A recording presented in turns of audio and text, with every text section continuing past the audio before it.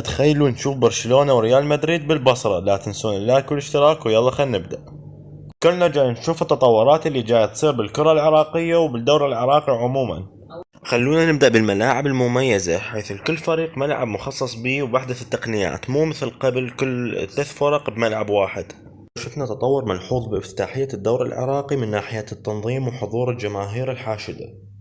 وشفنا أحلى لقطة بافتتاحية الدوري العراقي من نزلت طائرة الهليكوبتر إلى الملعب تحمل كرة افتتاحية الموسم.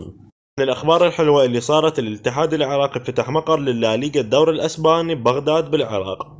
وهذا الخبر أكيد من راح تسمعون راح تنصدمون، لأن الاتحاد العراقي بقيادة عدنان درجال ودى طلب إلى رئيس رابطة الدوري الأسباني تيباس بأنه تقام مباريات كأس السوبر الأسباني عام 2028 بالبصرة.